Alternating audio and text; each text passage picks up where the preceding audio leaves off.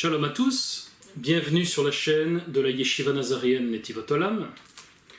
Alors aujourd'hui, nous allons parler d'un sujet important, fondamental. Qui sont les Nazaréens? Vous avez été extrêmement nombreux à m'envoyer des mails, à nous envoyer des mails, pour nous demander qui sont les Nazaréens. Quelles sont les doctrines des Nazaréens, leurs pratiques, leur histoire, leur origine, leurs objectifs, bref. Qui sont les Nazaréens? C'est une question importante, tout à fait fondamentale, tout à fait légitime également. J'ai eu l'occasion de répondre à beaucoup d'entre vous individuellement par mail. Et donc maintenant, j'ai décidé de faire cette vidéo pour répondre collectivement, pour que tout le monde puisse accéder à cette réponse, à ces informations qui sont les Nazaréens. Je fais cette vidéo également pour une deuxième raison. Parce qu'il y a aujourd'hui, malheureusement, un certain nombre de personnes qui sur Internet se font passer pour des Nazaréens, se disent Nazaréens, se réclament de la foi nazaréenne, disent enseigner des doctrines nazaréennes, mais en fait ne le font pas. En fait ne sont pas nazaréens et n'enseignent pas des doctrines nazaréennes. Alors ça fait longtemps que ces faux nazaréens existent sur l'internet anglophone, mais ça ne fait que quelques années qu'ils commencent à apparaître sur l'internet francophone. Et donc j'ai décidé de faire cette vidéo aussi pour mettre un terme à cette confusion entre les vrais Nazaréens et les faux Nazaréens. Parce que vous avez été nombreux, parmi ceux à qui j'ai déjà répondu à la question qui sont les Nazaréens, vous avez été nombreux à revenir vers moi, par mail toujours, et à me dire, oui, mais vous nous répondez ça, mais sur Internet j'ai trouvé d'autres personnes qui se disent Nazaréens et qui disent le contraire. Donc voilà, il y a énormément de confusion qui commence à naître autour du nom nazaréen, autour des doctrines nazaréennes orthodoxes, on va dire, les vraies doctrines nazaréennes. Il y a beaucoup de confusion qui commence à naître, et donc je fais cette vidéo aussi pour essayer de mettre un terme à cette confusion. Essayer vraiment d'expliciter, de détailler le plus possible qui sont les vrais nazaréens, et qui sont les faux nazaréens, et pourquoi, et comment les déceler. Voilà, comment les identifier, comment les déceler. On va voir qu'il y a des moyens très précis pour pouvoir faire la différence entre les deux. Donc voilà, ça c'est l'objectif de cette vidéo. Alors cette vidéo, je vais découper ce cours en plusieurs vidéos. Pour essayer déjà de ne pas faire des vidéos trop longues, trop lourdes. Faire des vidéos d'environ une trentaine de minutes, parce que c'est plus facile et plus agréable à regarder que des longues vidéos de 2 heures. Et on n'a pas toujours le temps de regarder des longues vidéos de 2 heures, donc je vais essayer de faire des vidéos un peu plus courtes, d'environ à peu près 30 minutes. Et je vais découper ce cours aussi en plusieurs points. Le premier point que nous allons voir dans quelques minutes, ce sera une présentation brève, globale, de qui sont les Nazaréens. De manière vraiment très brève, très globale. Comme ça, vous avez déjà une réponse assez courte qui va satisfaire beaucoup d'entre vous. Et ensuite, on va rentrer un petit peu plus dans les détails, dans les autres points. Le deuxième point, il faudra que l'on parle des Nazaréens dans les sources chrétiennes anciennes. Donc on va parler des Nazaréens dans les sources chrétiennes anciennes, dans les sources chrétiennes de l'Antiquité. Le troisième point, il faudra que l'on parle des hérésies qui sont sorties malheureusement du nazaréisme, ou qui ont gravité autour du nazaréisme dans l'Antiquité toujours. On est toujours dans l'Antiquité, je vais expliquer ça dans quelques minutes. Donc là ce seront les hérésies issues du nazaréisme ancien. Donc là, on va un peu comprendre qui sont ceux qui se font passer pour des Nazaréens sur Internet, et qui mettent un peu la confusion dans la tête de beaucoup de personnes. Le quatrième point, ce sera les Nazaréens dans les sources juives anciennes. Le cinquième point, les Nazaréens dans les sources musulmanes anciennes. On verra que c'est important aussi. Et 6e point, nous parlerons de la signification prophétique du nom nazaréen. Qui sont les nazaréens d'un point de vue prophétique? Et leur nom, leur symbole, que signifie-t-il? Très précisément d'un point de vue prophétique. Voilà, normalement ce cours devrait contenir ces 6 points. Maintenant, il est tout à fait possible, selon l'inspiration du moment, de rajouter d'autres points. Nous verrons bien. Selon aussi vos questions, d'ailleurs. On pourra toujours ajouter des points pour détailler et de donner de nouvelles informations. Donc voilà, je vous propose de commencer tout de suite par le premier point. Voici la présentation brève de qui sont les Nazaréens. Alors, premier point, présentation brève des Nazaréens. Qui sont les Nazaréens? Alors, dans un premier temps, quand on parle des Nazaréens, on parle de ceux que l'Écriture, c'est-à-dire la Bible, appelle les Nazaréens. Alors, qui sont-ils? Alors, en réalité, les Nazaréens sont, c'est important, les Nazaréens sont les premiers disciples de Maran Yeshua. Alors, Maran, c'est le mot araméen pour maître, rabbi, seigneur. C'est le mot qui était utilisé le plus souvent par les Nazaréens de langue araméenne, c'est pour ça que je l'utilise souvent. Donc, les Nazaréens, c'était les premiers disciples de Maran Yeshua. Premiers disciples qui étaient tous hébreux à l'origine, forcément. Et les premiers disciples, donc les premiers Nazaréens les plus célèbres, c'était les shlichim, donc les apôtres, voilà, tout simplement. Mais il n'y avait pas que les apôtres, il y avait les apôtres, et puis il y avait les élèves, les étudiants des apôtres, les élèves des apôtres. Donc ce sont les premiers disciples. Donc les premiers disciples, les premiers Nazaréens, donc ce sont les apôtres et les premiers élèves des apôtres. Voilà. Donc ça, c'est ce qu'on appelle les Nazaréens.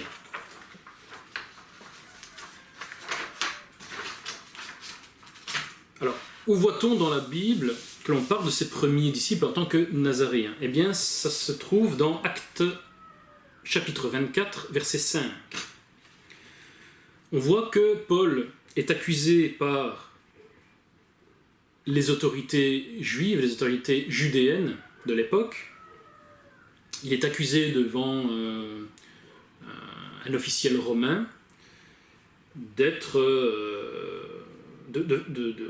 d'exciter des divisions parmi le peuple de Judée. Et donc il est écrit ceci dans Acte 24.5, donc ça c'était pour vous donner le contexte. Dans Acte 24.5, il est écrit ceci, donc ces autorités judéennes accusent Paul de ceci. Elles s'adressent à l'officiel romain.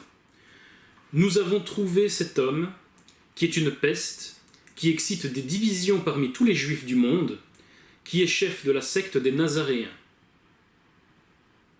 Voilà. Donc ce verset est très important parce que il nous apprend que les autorités juives de l'époque du Second Temple, c'est-à-dire on est avant l'an 70, donc là c'est une scène qui doit se dérouler aux environs de l'an 40, l'an 50, voire l'an 60. Voilà. Entre l'an 40 et l'an 60, disons. Hein. On va prendre une fourchette très large parce que les historiens ne sont pas tous d'accord entre eux. Entre l'an 40 et l'an 60 de notre ère. Et les autorités juives, encore à cette époque-là, les autorités de Judée, disent que Paul est l'un des chefs de la secte nazaréenne. Donc c'est important. Ça veut dire que pour les autorités juives de l'époque, les premiers disciples du Mashiach constituent une secte appelée nazaréenne, et dont l'apôtre Paul est l'un des chefs, l'un des dirigeants, au même titre que les autres apôtres. Donc, première remarque, attention au nom secte. Aujourd'hui, le mot secte, c'est un mot qui est très péjoratif. Secte, forcément, ça veut dire manipulation, ça veut dire criminalité, délinquance, enfin, ça veut dire vraiment quelque chose de criminel, de vulgaire. À l'époque, le mot secte n'est pas du tout péjoratif. Le mot secte signifie, en fait, c'est le mot école, en fait. Une secte, c'est une école une école de pensée à l'intérieur d'une religion. Voilà, tout simplement. Dans le judaïsme de l'époque, encore dans le judaïsme aujourd'hui d'ailleurs, dans le judaïsme actuel c'est la même chose, hein, mais dans le judaïsme de l'époque encore plus, la religion juive, le judaïsme était divisé en de nombreuses sectes, c'est-à-dire en nombreuses écoles de pensée différentes. Il y a l'école ou la secte essénienne, pharisienne, sadducéenne, chassidique de Galilée, etc., etc. Les zélotes, les scribes, etc. Et donc, toutes ces différentes sectes composaient le judaïsme, et elles étaient elles-mêmes sous-divisées en autres écoles et autres sous-sectes, si vous voulez. Il y avait les pharisiens de Beth Hillel, de Beth Shammai, de tel et tel rabbin. Il y avait les Esséniens, il y avait aussi différentes formes d'Esséniens. Il y avait des Esséniens qui autorisaient le mariage, des Esséniens qui n'autorisaient pas le mariage, etc., etc. Et dans le judaïsme actuel, c'est la même chose. Dans le christianisme aussi, vous avez le christianisme, et ensuite vous avez toutes les sectes qui composent le christianisme, qu'on appelle aujourd'hui dénomination, parce que le mot secte aujourd'hui est vulgaire, voire lié à une notion de criminalité, de délinquance. Donc aujourd'hui on parle de dénomination chrétienne. À l'époque on parlerait de secte chrétienne, encore une fois sans mauvaise pensée. Donc quand les autorités juives disent que les Nazaréens sont une secte, c'est pas quelque chose de péjoratif. Au contraire, ils leur reconnaissent le titre de secte, c'est-à-dire ils reconnaissent que les premiers Nazaréens sont une école juive parmi d'autres. Sont une des nombreuses écoles qui font partie du judaïsme de l'époque. Voilà. Donc ça c'est important, c'est une information qui est importante. Et donc on voit un petit peu plus loin, quelques versets plus loin, dans Acte 24, verset 14, Paul leur répond ceci. Je t'avoue bien, donc là il s'adresse encore à l'officiel romain, il dit ça. Je t'avoue bien que je sers le Dieu de mes pères, selon la voie qu'ils appellent une secte, croyant tout ce qui est écrit dans la loi et dans les prophètes. Donc ici, Paul ne remet pas en cause le fait que les autorités juives le reconnaissent comme un chef des Nazaréens. Donc il ne remet pas en cause le fait qu'il l'appelle Nazaréen. Donc c'est-à-dire que l'apôtre Paul se reconnaît comme étant un Nazaréen, comme étant un chef des Nazaréens. Ici, il remet un petit peu en cause le mot secte. Alors pourquoi il remet en cause le mot secte, alors que je viens de dire qu'en fait c'était pas péjoratif, c'était pas pour une question de vulgarité, on va dire, ou d'insulte. C'est pas ça. C'est parce que pour l'apôtre Paul, le nazaréisme, c'est la voie du Mashiach, donc c'est la seule voie possible. Il ne peut pas mettre sur un même pied d'égalité l'enseignement du Mashiach et l'enseignement des autres rabbins qui ont fondé les autres sectes du judaïsme. C'est ça qui embête Paul. Mais ce qui est important, c'est qu'il ne remet pas en cause le fait que, oui, les Nazaréens sont une secte, entre guillemets, hein, donc c'est une organisation qui est différente des autres écoles de pensée juives, mais qui fait partie du judaïsme. Et lui est un des chefs. Et donc cette secte, ce courant, cette voie spirituelle s'appelle les Nazaréens, le nazaréisme. Voilà. Paul ne remet pas ça en cause. Et donc ça, c'est très très important. Donc on comprend bien par ce verset que les premiers disciples du Mashiach et les premiers étudiants des apôtres étaient connus comme étant les Nazaréens. Ils étaient connus par ce nom à la fois par les autorités juives et eux-mêmes s'appelaient de cette manière, puisqu'encore une fois, ici, l'apôtre Paul ne remet pas en cause ce nom. Et on verra par la suite que c'est le cas, on aura des preuves.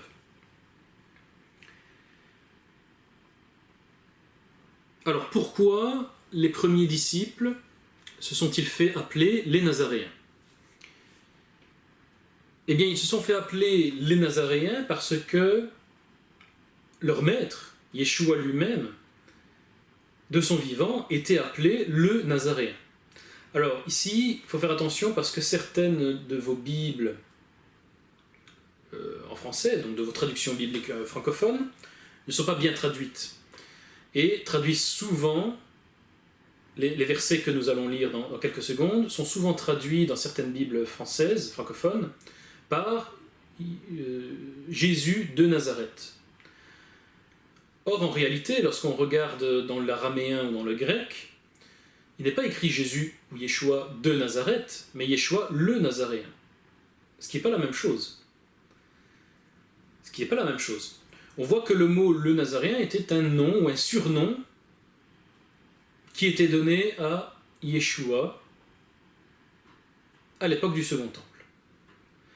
Et ce nom lui est donné à la fois par les apôtres, par les autorités juives, par les autorités romaines. C'est-à-dire tout le monde, que ce soit ses disciples ou ses ennemis, tout le monde lui reconnaît ce nom, ce surnom de Nazaréen. Le Nazaréen. Donc nous allons lire ces quelques versets, il y en a beaucoup, mais on va en lire que quelques-uns. Alors vous avez d'abord Matthieu 2, 23, où il est écrit « Afin que s'accomplisse ce qui avait été annoncé par les prophètes, il sera appelé Nazaréen. » Dans Actes 2, 22, il est écrit « Homme israélite, écoutez ces paroles. Yeshua le Nazaréen, cet homme à qui Dieu a rendu témoignage devant vous par les miracles, etc. etc. » Ensuite, dans Actes 3, 6, « Alors Pierre lui dit « Je n'ai ni argent ni or, mais ce que j'ai, je te le donne. Au nom de Yeshua HaMashiach le Nazaréen, lève-toi et marche. » Jean 18, 7, il est écrit « Il leur demanda de nouveau, qui cherchez-vous » Et ils dirent « Yeshua le Nazaréen. » Dans Acte 6, 14, « Car nous l'avons entendu dire que Yeshua, ce Nazaréen, détruira ce lieu. » Jean 19, 19, « Pilate fit une inscription qu'il plaça sur la croix et qui était ainsi conçue « Yeshua le Nazaréen, roi des Juifs. » Donc on voit vraiment, dans tous ces versets, que Yeshua est connu comme le Nazaréen par ses apôtres, c'est comme ça qu'ils l'appellent, par les Romains, par les autorités romaines, mais aussi par les autorités juives, par les gens du peuple qui le cherchent, etc. etc. Ils l'appellent tous le Nazaréen. Alors on a vu dans Matthieu 2, 23, donc je l'expliquerai dans une prochaine vidéo. Je ne vais pas l'expliquer tout de suite parce qu'on verra que c'est beaucoup plus complexe qu'il n'y paraît. Ce nom Nazaréen, c'est un nom prophétique en fait qui a beaucoup de signification. Mais une des explications de ce nom, de ce surnom, est donnée dans Matthieu 2, 23, ce qu'on vient de lire. Dans Matthieu 2, 23, il est écrit que Yeshua est appelé Nazaréen pour des raisons prophétiques. Parce que les prophètes avaient prédit que le Mashiach devait s'appeler Nazaréen. Il devait être surnommé le Nazaréen. Voilà. Pour l'instant, on va se contenter de ça. Après, on verra plus en détail dans une autre vidéo. Si Adonai le permet, bien sûr. Et donc, on comprend que le nom du Mashiach, le Nazaréen, est un nom prophétique. C'est tout ce que la Bible nous dit pour l'instant, c'est un nom prophétique. Tout le monde connaissait le Mashiach par ce nom. Lui-même ne rejetait pas ce nom. Les apôtres faisaient des miracles en invoquant ce nom, Yeshua le Nazaréen, c'est important. Et on nous dit juste que ce nom était un nom prophétique qui concerne le Mashiach et ses disciples, on le verra plus tard dans une autre vidéo. Et on nous dit aussi dans la Bible, dans Acte 24, que les disciples du Mashiach, après son départ, les disciples du Mashiach, donc les Shlirim et les premiers étudiants des Shlirim, des apôtres, étaient appelés la secte nazaréenne et étaient connus comme tels par les autorités juives, romaines et même par les apôtres eux-mêmes. Donc donc quand on parle des Nazaréens, dans un premier temps, c'est de ça qu'on parle. On parle du Mashiach, des Shlirim et des premiers étudiants des Shlirim. Donc vraiment les premiers disciples. C'est ça les Nazaréens, ou ce qu'on appelle les Nazaréens anciens, ou les premiers Nazaréens. C'est ça. Mais le mot Nazaréen a aussi une autre signification, ce sont les Nazaréens modernes, les Nazaréens actuels. Qui sont les Nazaréens modernes ? Eh bien, ce sont les descendants spirituels des premiers Nazaréens. Voilà, tout simplement, ce sont les descendants spirituels des premiers disciples. Les Nazaréens modernes, dont je suis l'un des dirigeants actuels, en tout cas pour le monde francophone, nous voulons être authentiquement disciples du Mashiach. C'est ça notre objectif. Nous voulons être authentiquement des vrais disciples du Mashiach, de Yeshua le Messie. Nous voulons être authentiquement les descendants spirituels des premiers disciples, des premiers Nazaréens. C'est ça notre objectif en tant que Nazaréens modernes. C'est ça notre objectif. Tout simplement. Mais nous sommes restés attachés au sens originel du mot disciple. Parce qu'aujourd'hui, on parle de disciple, disciple, disciple. Ce mot ne veut plus rien dire, on n'en comprend plus la signification. Au 1er siècle, c'est-à-dire à l'époque du Second Temple, à l'époque des premiers disciples nazaréens, le mot disciple avait vraiment un sens bien précis. Être disciple, déjà, c'est d'avoir un maître. On est disciple d'un maître. Donc on reconnaît que quelqu'un est notre maître, qu'il est notre supérieur, et qu'il nous transmet un enseignement, une doctrine. Et on est disciple lorsque l'on s'attache à ce maître, et lorsque l'on étudie son enseignement, lorsque l'on reçoit son enseignement, et que l'on s'efforce de parler, penser, enseigner et pratiquer et de vivre comme le maître. Ni plus, ni moins. À partir du moment où on modifie quelque chose que nous a transmis ce maître, par définition, on n'est plus disciple. On est déjà autre chose. On n'est plus disciple de ce maître-là, on est disciple d'un autre maître, ou on s'érige nous-mêmes en notre propre maître. Ce qui, avec le Mashiach, n'est pas possible. Avec le Mashiach est le maître éternel, je vais dire. Et nous sommes ses disciples éternels. Nous ne pouvons jamais passer du stade de disciple à maître. C'est pas possible. Nous sommes des disciples éternels du Mashiach, parce que nous ne pouvons jamais arriver à son niveau. Nous ne pourrons jamais arriver au niveau du Mashiach, puisqu'il est le Messie, par définition. Donc voilà notre objectif. Notre objectif est d'être réellement disciples du Messie, à l'image des premiers disciples, qu'on appelait donc les Nazaréens. Et donc c'est pour ça que les Nazaréens modernes ont repris ce nom de Nazaréens. Nous ne nous appelons pas chrétiens, juifs, messianiques, etc., etc. Nous voulons nous appeler Nazaréens, pour signifier vraiment cet objectif bien précis. Donc pour nous réclamer disciples du Mashiach, ce n'est pas une parole dite avec légèreté. Parce que j'ai rencontré beaucoup de gens, notamment dans le christianisme, j'ai rencontré beaucoup de gens qui se réclamaient disciples du Messie, enfin disciples de Christ, descendants ou héritiers de la première église des apôtres, la première église de Jérusalem, etc. etc. J'ai entendu ça de nombreuses fois. Mais en réalité, les personnes qui disaient ça, très généralement, n'avaient que très très peu de points communs avec les premiers apôtres. Faut le dire. Très très peu de points communs dans la doctrine, dans la pratique, dans la manière de vivre, dans la manière de penser, ils avaient très très peu de points communs. Donc nous, lorsque nous disons cela, que nous voulons être les disciples du Mashiach, lorsque nous voulons être les élèves des apôtres, les premiers disciples, nous le disons vraiment avec sincérité. C'est-à-dire nous connaissons le poids du mot disciple. Nous connaissons encore le véritable sens du mot disciple et nous ne prenons pas ça à la légère. Nous voulons avoir beaucoup de points communs, réellement, avec les premiers apôtres, avec les premiers disciples. Voilà. Et donc nous nous efforçons vraiment de les imiter, avec l'aide d'Adonai, évidemment. Avec l'aide d'Adonai, nous ne pouvons pas le faire par nos propres forces. Ce n'est pas possible. Avec l'aide d'Adonai, nous nous efforçons vraiment d'être des vrais disciples, comme on l'entendait au 1er siècle.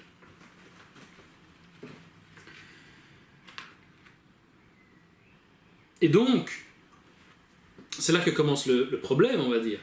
C'est que comme nous voulons vraiment être à l'image des premiers disciples, nous devons chercher des informations qui vont nous renseigner sur qui étaient les premiers disciples, quelles étaient leurs croyances, leurs doctrines, leurs pratiques, etc., etc., leurs enseignements, etc., etc. Et là, nous avons besoin de chercher des témoignages historiques qui nous parlent de ces premiers disciples, de cette première communauté nazaréenne. On a besoin de passer par ces témoignages historiques. Pour quelle raison ? Parce que malheureusement, la doctrine originelle du Messie, donc l'enseignement originel du Messie et des apôtres, a été voilé, corrompu, pollué par le christianisme, mais aussi par le judaïsme moderne. Bon, je vais m'expliquer. Le christianisme, c'est une religion qui est née officiellement au début du IVe siècle de notre ère. au premier concile de Nicée. Et cette religion chrétienne s'est édifiée sur deux erreurs fondamentales. Il y a peut-être plusieurs autres erreurs, mais il y a deux erreurs fondamentales. Vraiment. Première erreur fondamentale du christianisme, c'est le rejet de la Torah, donc des commandements de la Torah, commandements de Dieu, et de la culture hébraïque. Donc ça, c'est la première erreur fondamentale, c'est le rejet de la Torah et le rejet de la pensée hébraïque, de la culture hébraïque. Deuxième erreur fondamentale du christianisme, c'est l'assimilation, je vais dire volontaire en fait, l'assimilation volontaire de l'évangile originel à la culture gréco-romaine de l'époque. Voilà, ça ce sont les deux erreurs fondamentales sur lesquelles a été créée, a été édifiée la religion chrétienne. Et bien sûr, ces deux erreurs fondamentales ont engendré d'autres erreurs. Bien sûr. Toutes ces erreurs ont corrompu partiellement, pas totalement, mais partiellement, ont corrompu partiellement l'évangile originel, c'est-à-dire la doctrine originelle du Mashiach.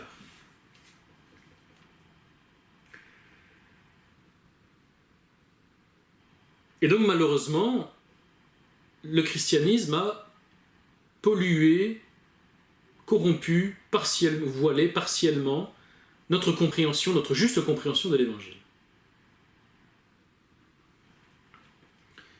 Et donc c'est pour ça que l'on ne peut pas, en tant que Nazaréens, nous ne pouvons pas nous réclamer du christianisme. Et nous ne le faisons pas d'ailleurs.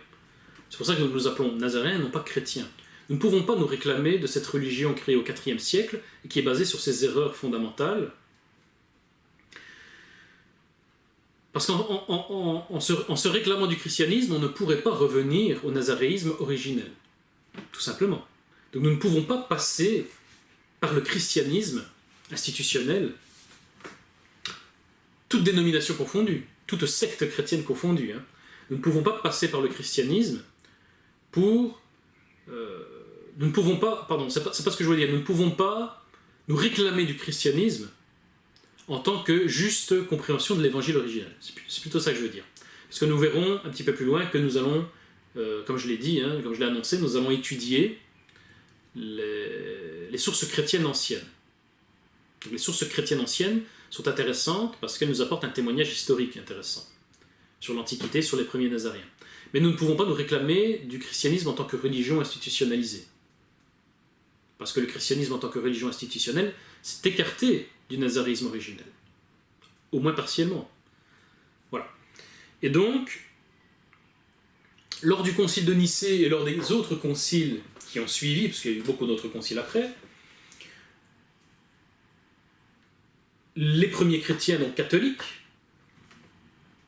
comme ils s'appelleront eux-mêmes, imposeront à tous ceux qui se réclameront du Mashiach, à tort ou à raison, à tous ceux qui se réclameront disciples du Messie à l'époque, les chrétiens catholiques imposeront leur propre doctrine, leur propre pratique, et déclareront hérétiques et excommunieront tous ceux qui refuseront de se plier au moule catholique.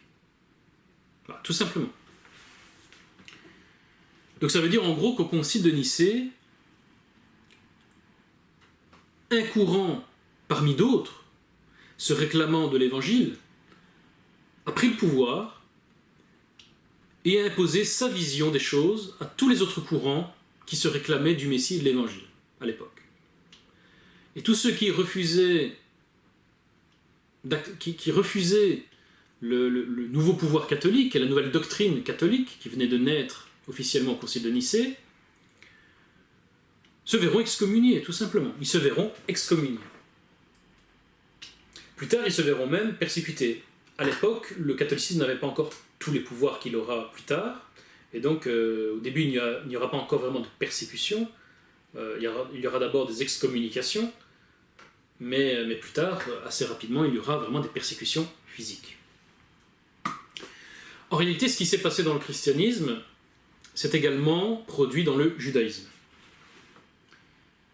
Effectivement, ce qu'on appelle le judaïsme aujourd'hui, donc le judaïsme moderne,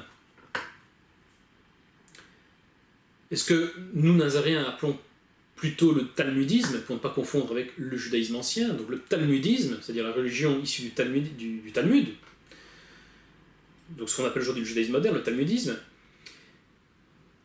est né lors de la première réunion de la yeshiva de Yavne, entre l'an 70 et l'an 80 de notre ère. C'est lors de la première réunion et des autres réunions qui vont suivre, entre l'an 70 et l'an 80 à Yavne, Yavne étant une ville de la terre d'Israël à l'époque.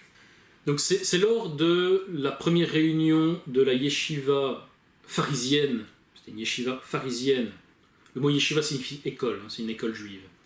Donc c'est lors de la première réunion de la yeshiva pharisienne dans la ville de Yavne, entre l'an 70 et l'an 80 de notre ère, donc juste après la destruction du Second Temple, que va être créée une nouvelle religion juive, une nouvelle secte juive, ce serait plus précis, une nouvelle secte juive, donc qu'on appellera le talmudisme, que certains historiens appellent plutôt le rabbinisme, ou le judaïsme rabbinique, enfin peu importe, je préfère talmudisme. Même si le Talmud sera écrit quelques siècles plus tard, mais là on est vraiment dans la secte qui va être créée à Yavne, c'est la secte issue du pharisianisme qui va donner plus tard le talmudisme. Donc c'est pour ça que je l'appelle talmudisme, même à l'époque, même si le Talmud n'existait pas encore, n'avait pas encore été écrit, ce sera quand même du proto-talmudisme, disons. C'est du proto-talmudisme, donc j'appelle ça quand même le talmudisme. Donc cette yeshiva va être créée et dirigée par quelqu'un de très connu dans le judaïsme, Yochanan ben Zakkai, un des dirigeants du pharisianisme de l'époque. Alors pourquoi le talmudisme va être créé à cette époque? Eh bien rappelez-vous, c'est la destruction du Second Temple. C'est-à-dire c'est la première guerre judéo-romaine. Première guerre judéo-romaine, guerre qui a commencé au milieu de l'année 66 et qui se terminera donc en l'an 70 par la défaite des Juifs face aux Romains, par la destruction du Second Temple, par l'exil des Juifs, l'exil partiel des Juifs en dehors de Jérusalem, et donc la fermeture du Sanhédrin à Jérusalem par les autorités romaines. Et donc suite à cette guerre terrible qui va faire des millions de morts parmi les Juifs, suite au chaos engendré par cette guerre, chaos terrible, à la fermeture du Sanhédrin à Jérusalem, une faction de pharisiens, une faction de la secte pharisienne va décider de profiter de l'occasion pour prendre le pouvoir, tout simplement. Tout simplement. Un courant à l'intérieur du judaïsme, et du judaïsme pharisien plus précisément, va profiter du chaos pour prendre le pouvoir. Donc c'est une sorte de coup d'État en fait. Une sorte de coup d'État. Il faut profiter du chaos pour faire une sorte de coup d'État et prendre le pouvoir à Yavne. Ils vont créer donc les bases de ce qui va devenir le talmudisme. Donc c'est une nouvelle secte, un nouveau courant à l'intérieur du judaïsme. Et vont faire exactement ce qu'ont fait les catholiques. C'est-à-dire ils vont prendre le pouvoir, ils vont imposer leur pouvoir à tout le monde, à tous les autres sectes du judaïsme. Tous les autres courants du judaïsme qui n'accepteront pas ce nouveau courant juif, ce nouveau pouvoir talmudique, ou proto-talmudique plutôt, seront tout simplement considérés comme hérétiques et excommuniés, tout simplement.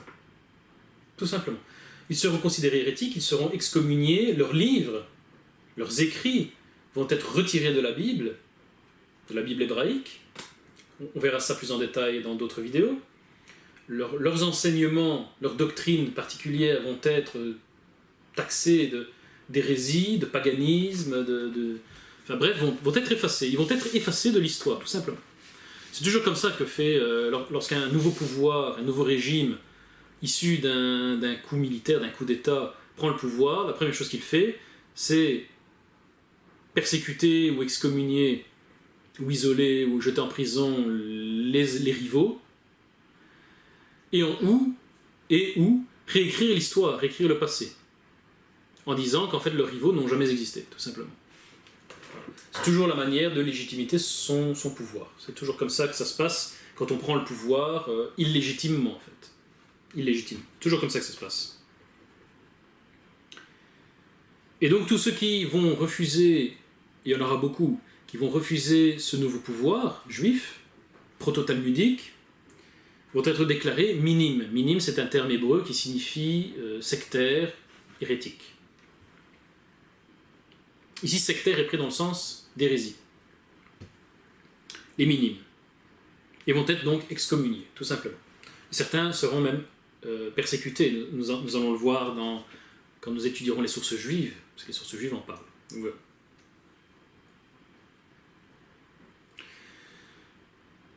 Ce talmudisme, ou ce proto-talmudisme,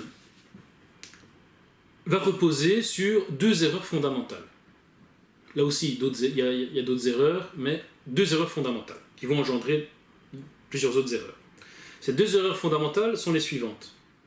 Première erreur fondamentale, évidemment, le rejet de la messianité de Maran Yeshua, et donc le rejet de l'évangile, qui est la doctrine du Mashiach, ainsi que des lettres des apôtres et de l'enseignement des apôtres du Mashiach. Donc ça, c'est la première erreur fondamentale. Deuxième erreur fondamentale, c'est comme je l'ai dit, c'est l'éviction, le rejet de toutes les autres sectes juives qui existaient à l'époque, de leurs écrits, qui seront désormais soit détruits par le feu, on verra dans le Talmud en parle, soit détruits par le feu, par les nouvelles autorités juives, soit considérés comme apocryphes, c'est-à-dire hors de la Bible. C'est l'éviction également de toutes les croyances et doctrines juives qui existaient à l'époque, hormis les doctrines de la nouvelle autorité juive, la nouvelle autorité proto-talmudique, évidemment. Et ça, c'est très important pour nous Nazaréens, parce que parmi ces doctrines qui ont été rejetées, ou en tout cas voilées, cachées, il y avait la doctrine de la divinité du Mashiach. Nous en parlerons. Il y avait des courants dans le judaïsme de l'époque du Second Temple qui enseignaient la doctrine de la divinité du Messie. Ça, c'est très très important. Très très important. Mais nous verrons ça dans d'autres vidéos. Je vous montrerai les preuves, etc., on en parlera. Il faut bien comprendre que cette secte qui a pris le pouvoir, cette secte proto-talmudique, qui a pris le pouvoir à Yavne entre l'an 70 et l'an 80, n'avait pas plus de légitimité de le faire qu'une autre secte juive de l'époque. C'est ça qu'il faut comprendre. S'ils ont réussi à prendre le pouvoir, c'est pas parce que c'était les meilleurs, les plus nombreux, ou les plus riches, ou que sais-je. C'était simplement parce que c'était les plus malins, les plus rusés. Ils étaient au bon endroit, au bon moment. Tout simplement, vous comprenez ? Tout simplement. Donc c'était pas la secte la plus légitime pour prendre le pouvoir. Il y avait beaucoup d'autres sectes juives à l'époque qui auraient pu prendre le pouvoir. Et le judaïsme aujourd'hui, le judaïsme moderne, aurait été très différent si ça avait été le cas. Voilà. Donc il faut bien comprendre que le judaïsme actuel, ce n'est pas le judaïsme. Ce n'est pas le judaïsme. C'est le descendant, c'est une secte en fait. C'est une secte qui descend, qui est la descendante, l'héritière d'une secte pharisienne particulière qui a pris le pouvoir entre l'an 70 et l'an 80 et qui a évincé ses rivales, qui a évincé les sectes rivales, tout simplement. Voilà. Donc le judaïsme moderne, ce n'est pas le judaïsme. C'est une secte que nous appelons le talmudisme. Et qui est une secte en fait parmi d'autres. Et qui est même elle-même divisée en différentes sous-sectes aujourd'hui.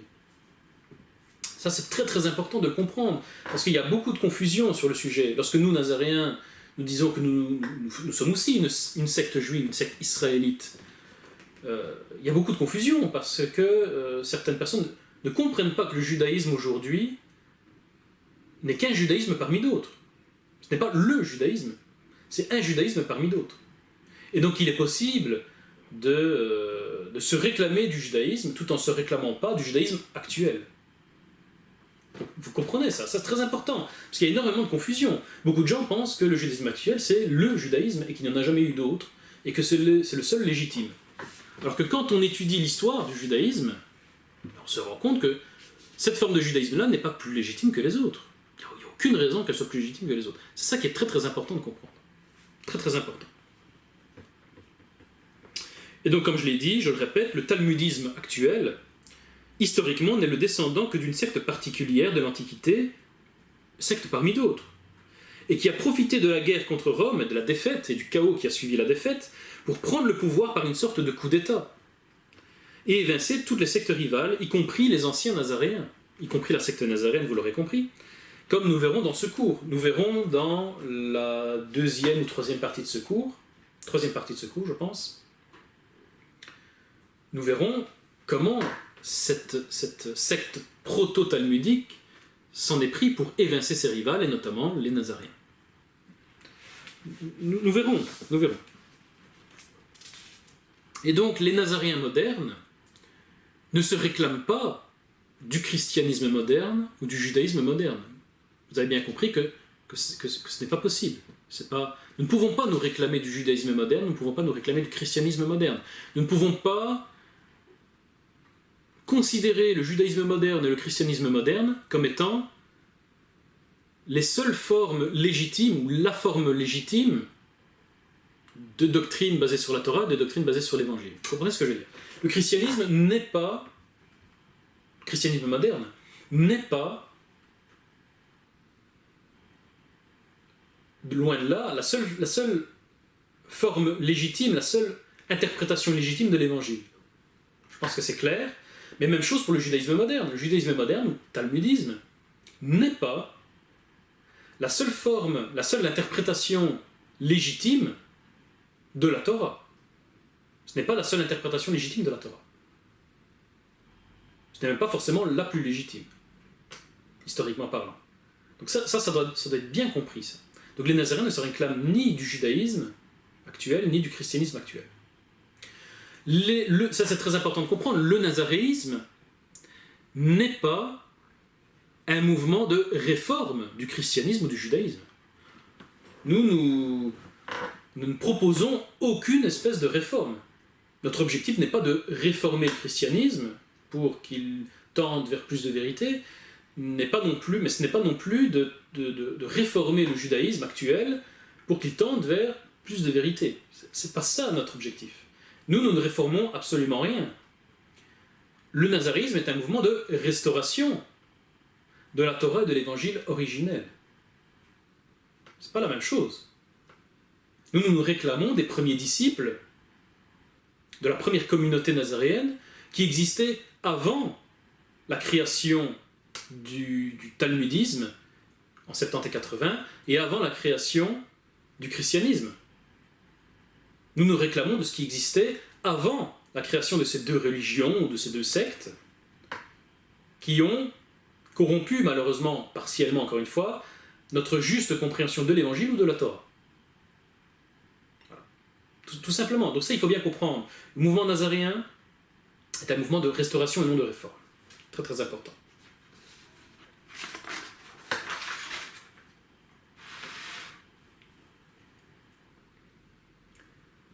Alors comment faire pour restaurer cette compréhension originelle de la Torah et de l'Évangile? Eh bien, premièrement, en étudiant les Écritures, c'est-à-dire la Bible, dans ses langues d'origine, hébreu, araméen, et dans son contexte historico-culturel de l'époque, dans son contexte historico-culturel d'origine. Très très important. Et ceci implique l'étude également de certains textes qu'aujourd'hui on considère comme apocryphes. Mais en fait, ces textes sont considérés apocryphes, ont été désignés apocryphes bien par ces nouvelles autorités juives et chrétiennes, et non pas forcément par les premiers disciples. Donc ça c'est important. Donc nous étudierons et nous étudierons ensemble également certains textes apocryphes, qui sont importants. Et nous verrons pourquoi les autorités juives et les autorités chrétiennes ont retiré certains apocryphes. Il y a des raisons bien précises à cela. Donc ça, c'est le premier point. Premier point, c'est l'étude de l'écriture, de la Bible dans son contexte. Deuxièmement, c'est l'étude des sources extra-bibliques anciennes. C'est-à-dire des sources juives anciennes Mishnah, Kabbalah, les plus anciens passages de la Gemara et des Midrashim, Philon, Flavius Joseph, etc. etc. Également les anciennes sources chrétiennes, donc certains pères de l'Église notamment. L'étude également de certaines sources musulmanes anciennes, Coran, Hadith, ainsi que l'étude des travaux des historiens, des théologiens, des archéologues modernes qui ont étudié la période du 1er siècle. Ou qui ont étudié en tout cas l'Antiquité. Voilà, l'Antiquité. Et bien sûr, troisièmement, donc ça c'est les deux premières méthodes qui nous permettent de revenir à la compréhension la plus juste, la plus originelle de la Torah et de l'Évangile. La dernière méthode, c'est bien sûr de compter sur la Ruach HaKodesh, parce que nous ne comptons pas à 100% sur notre capacité à étudier, à comprendre. Nous cherchons également à être guidés par la Ruach, par le Saint-Esprit, qui, bien souvent dans nos recherches, nous guide, nous dit quoi chercher, nous indique qu'est-ce qu'il faut chercher et où le trouver. Ça, c'est très important, toujours, penser être guidé par la Ruach HaKodesh. Parce que nous ne sommes pas des philosophes, nous sommes des disciples du Mashiach, nous sommes des serviteurs de Dieu, et donc nous cherchons bien sûr à être guidés par l'Esprit divin, ne jamais oublier. Et donc le nazaréisme moderne, donc ça c'est la méthode pour retrouver le nazaréisme originel. Et donc c'est ce que nous allons faire ensemble dans les vidéos qui vont suivre. Et donc le nazaréisme moderne a refait son apparition en tant qu'institution, parce que des nazaréens en fait ont toujours existé depuis 2000 ans, comme nous le verrons. Et des nazaréens ont toujours existé depuis 2000 ans. On leur retrouve des traces historiques un peu à droite à gauche. Nous en verrons certaines ensemble. Mais le nazarisme moderne, en tant qu'institution, s'est réorganisé dans les années 1980. Milieu des années 1980. Et il existe aujourd'hui plusieurs organisations nazaréennes internationales qui regroupent des milliers de nazaréens un peu partout dans le monde et qui regroupent des dizaines et des dizaines de communautés nazaréennes un peu partout dans le monde. La plus importante d'entre elles, alors pas forcément en nombre, mais en tout cas en qualité de travail, en sérieux du travail fourni, l'une des plus importantes, c'est la WNAE, la Worldwide Nazarene Assembly of Elohim, qui est présidée et qui a été fondée par James Stream, qui est le plus important enseignant nazaréen, je pense. Il est américain, basé au Texas, plus précisément. Donc cette organisation a rebâti, a réédifié un Bedin Agadol, c'est-à-dire un Sanhedrin nazaréen, si vous voulez, un tribunal religieux pour tous les nazaréens du monde, en tout cas pour les anglophones. Et notre organisation, qui s'appelle Netivot Olam, qui signifie les anciens sentiers, ou les sentiers de l'éternité, on peut l'interpréter des deux manières. Notre organisation Netivot Olam est aussi une organisation nazaréenne qui travaille en collaboration avec la WNAE, depuis notre fondation, en 2007.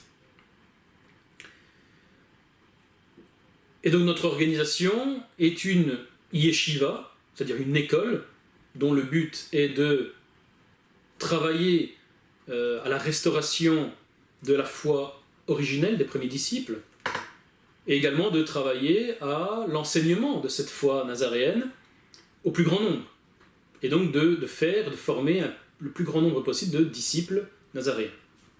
Donc c'est ce que nous faisons à travers nos cours vidéo, nos textes écrits et nos cours audio également, sur notre blog, sur notre chaîne YouTube, sur notre page Facebook.